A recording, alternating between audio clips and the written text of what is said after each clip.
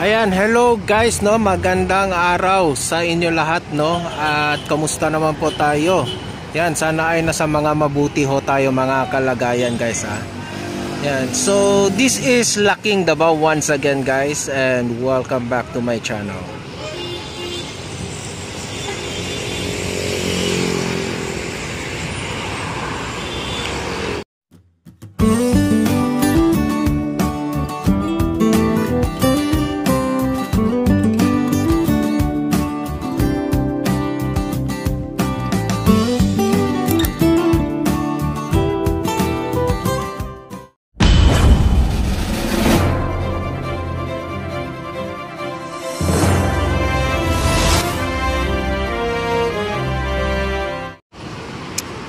Ayan guys, no, so magandang araw sa inyo at nandito ho tayo ngayon in the southern part of City of Davao guys, no.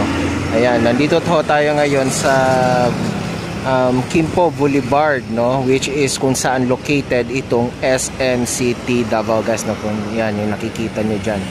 So ngayon guys, we're going to do a quick update, no, about this SM City Davao guys, no, yung expansion project nila, which is yun, no, kung saan nyo ho yung nakikita na may tower crane na yun.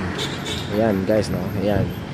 So we're going to update this guys, no, kasi since matagal-tagal na rin tayo bago tayo hindi nakapag-update dito sa lugar na ito guys, no. So yun, no. So ito po yung SM City Davao. Ayan. So ngayon guys, pupuntahan natin, no, kung saan yung construction site. Ayan, no. Pero hindi tayo papasok guys, dito lang tayo sa labas guys, ha? Ayan. So pupunta natin kung ano na yung ipapakita ko sa inyo yung ano magiging render niyan, no. And soon pag natapos yan guys, no, this will be the largest SM mall in Mindanao. Ayan. So let's go guys, no, punta tayo dyan na area. Ayan guys, no, ayan, andito pa rin tayo sa may harap mismo. Dito tayo sa Quimpo Boulevard na area. Ito yung kanyang dito tayo mismo sa harap ng ginagawang expansion nitong mall na ito guys, no. Ayan. Yung dati ang nandyan guys is a terminal, no, yung mga van, no, mga terminal going to Cotabato, no. Meron din mga going to Davao Oriental, Davao del Norte, yan, Jensan, yan, no. Ngayon, and parking space ngayon dyan sila nagtayo guys, no. Actually guys, meron pala silang nilive na area guys doon, no, na side. Siguro parang pasukan din yan dyan na area, kasi nawala yung pasukan dito eh. Dati kasi may driveway to dito, no, so parang nilipat nila doon banda sa pinaka side ng mall na yan, no. This will be a 7 level, no,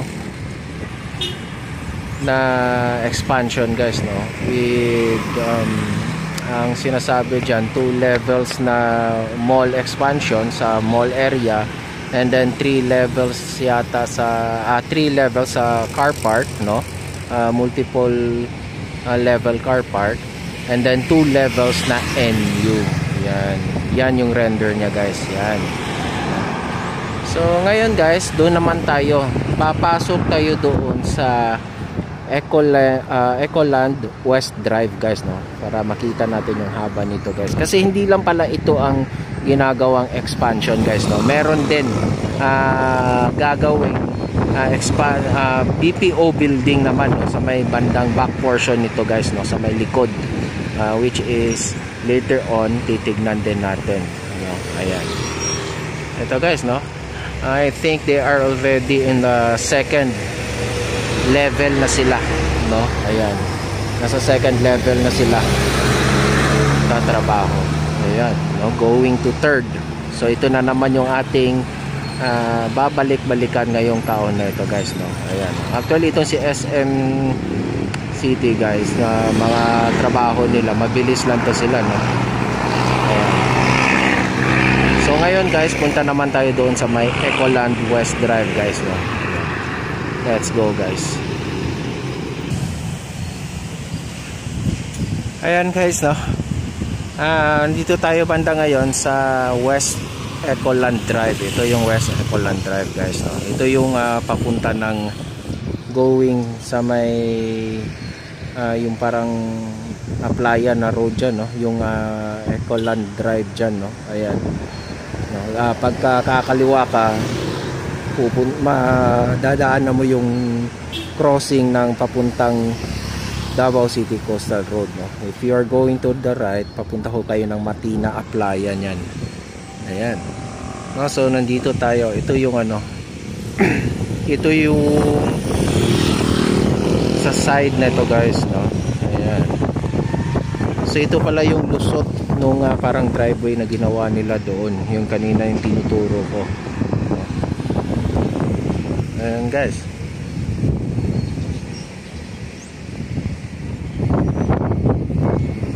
So there are now 2 cranes that's been standing here already guys, no? Sa kanila, kaya mabilis to, no? Tatrabahin. Remember, this is only a 7-level expansion, no?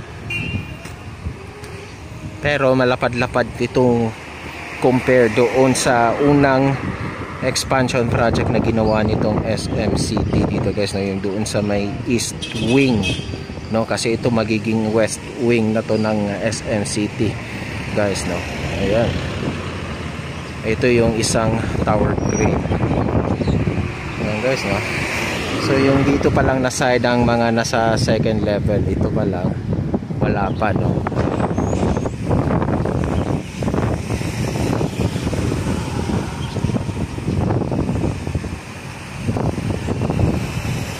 Yan yung magiging ano niya guys, yung nilalagay ko dyan, that will be the render of this mall, no? Ayan, pati yung kanilang magiging parang ano, no, yung design yata, I think hindi naman design, yung parang pinaka structure niya sa loob, no, yung pagiging ano. Ayan, yan siya. Ayan, malaki-laki to talaga tong area na ito, no? And then sa may bandang likod nito guys, which is dating car park rin, no? May ginagawa din dyan guys, no? It's a BPO building naman, no? Meron din siyang multiple level car park, no? And then more on BPOs. Kasi itong side na ito guys, ito yung pinaka mall expansion guys, no? Ito yung magiging 7 level na mall expansion, no? Yung 2 levels dyan is for mall, 3 levels sa car park, and then 2 levels para sa National University. Ayan, no? So yung doon sa likod, yung BPO, no, which is later, hindi naman tayo makakapasok, pero dyan tayo pepwesto sa may harap nitong ginagawang Hotel 101, no? Ayan. Ayan guys, no? So ito, no? Yan na siya. I don't know if malamang baka mga next year pa to, no? Or depende, baka kung ganun kabilis yung trabaho nila, possible niyan hahabulin nila yung pagka holiday season naman this year, no? Ayan. So wala naman problema tong CSM dahil may budget talaga. Pag nag-release to ng budget para sa isang project nila, ayan, no, tuloy-tuloy yung kanilang construction. Ayan, no? So after this, ano kaya ang ating i-expect naman ng sa SM dito sa ano, no? Well, see, no, kasi we will see kung, kasi marami nagsasabi maybe next na nila yung SM Turil guys, no? Kasabay ng SM Tagum, which is SM City Tagum, no? Yun. Pero para sa akin baka mauna pa si SM City Tagum guys, Kasi alam ko last year nag-release yan sila ng statement by 2024, no? So ngayon 2024 na ngayon, maybe, no, mag-release sila ng ano, no, update about sa SMCT Tagum. Ayan. So ako mas prefer ko sa SMCT Tagum muna, mauna, no. Ayan, at least dito sa Davao may dalawa na tayong SM Mall, no. Pwede naman yung later on na lang yung sa SM Turil, no, or SM South kung tawagin nila, SM South Davao Turil, no. Kasi dalawa pang SM ang i-expect ng mga Davaoenos dito, no, sa no, sa Davao City mismo, no, yung which is the SM South Davao Turil, and then the SM Center North Davao, no, sa which is marami nagsasabi dyan banda sa may CP Garcia Highway, no. Ang magiging entry and exit point niya, meron siya sa CP Garcia Highway and yung sa Buhangin Kabantian Road, guys, no. Ayan, yan yun, no, yung nirender dati, no, yan yun. So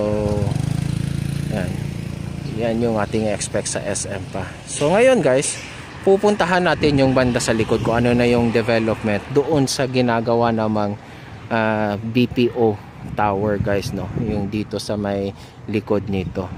Ayan, so let's go, guys, puntahan natin yun. Ito, guys, no, so dito tayo banda mismo, malapit dito sa ginagawang Hotel 101. Ayan, ayan, guys, no. So ito, guys,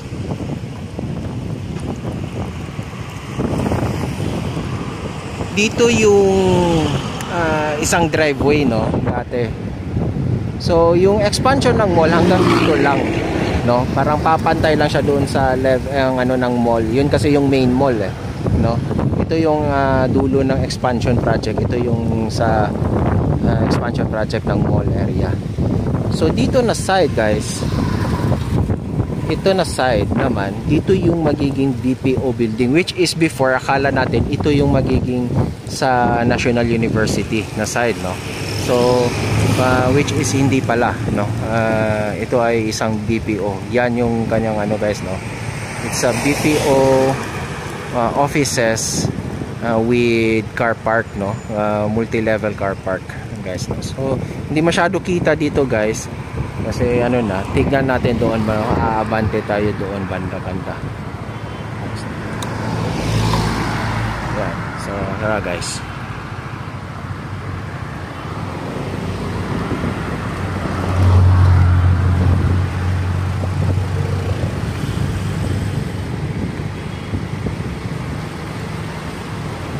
So ito, guys, no.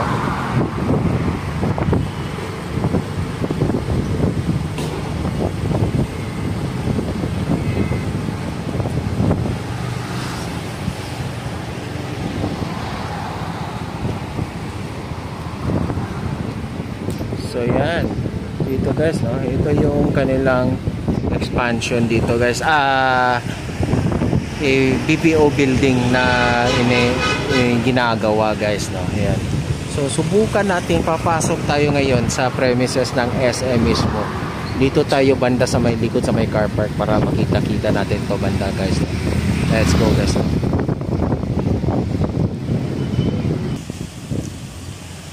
So ayan, guys, no, so nandito tayo ngayon sa may car park area sa may bandang likod na itong back portion ng SM, guys. Ayan. So yun, no, ito yung part na ginagawa kung saan itatayo yung ano, no, BPO building. Ayan. So, guys, no, ayan. Parang ang ginagawa dito, guys, pala ngayon, parang mga excavation works, no, or yung mga pagkakabit siguro, paglalagay ng ano, mga pile foundations para sa building, no. Pero dito na side, banda sa may bandang dito na side, meron na tayong nakita mga naka-prepare na ng mga sa poste nila, no. Ayan, no, ayan yung mga ano na bakal. no? Medyo mahaba-haba rin pala to, malaki-laki rin tong gagawing building dito na side guys, nasa may back portion. Ayan. Ayan guys, no? Hanggang lumampas sila doon sa ano guys, yung parang pinaka walkway na going to the entrance nitong SM City guys, no? Ayan. So yun yung pangyayari dito ngayon sa SM City Davao guys, no? So dalawa yung tinatrabaho dito, is yung isa yung pinaka-expansion ng mall, no, na 7 level na expansion, and then this one, no, sa may back portion ng mall mismo, no, which is yung BPO tower naman, no. May duda ako nito sa BPO tower, no, baka after nito baka doon din sa kabila, no, maglalagay sila para parang pantay ba, no. I have a doubt lang na possible pwedeng building A or building B pa lang tong ginagawa nila, no. Ayan. Let's see, no. Let's see sa in the future. Pero yun yung parang duda ko dito, no. Magkakaroon pa to ng building 2, no. Doon naman sa kabilang side, no, sa may east wing na side, no. Ayan. Kasi ito mga nasa west side to banda ng mall guys, Ayan guys, no. So that would be all guys, no. Thank you so much, no. Please like and share this video, and sa mga hindi pa nakapag-subscribe guys, please do so, subscribe na kayo, and hit nyo na rin yung notification bell para ma-notify kayo every time I will upload a video tungkol sa mga pangyayari dito sa Metro Davao guys, no. Ayan, no. Ayan. So munting paalala sa inyo guys, mag-iingat tayo sa ating araw-araw na mga ginagawa, dahil yung mga mahal natin sa buhay ay nag-aantayan sa atin hanggang tayo ay makauwi na. Okay? Okay, so that's all for now guys, no. Happy Sunday sa inyo. This is Laking Davao once again, and God bless us all. Adios.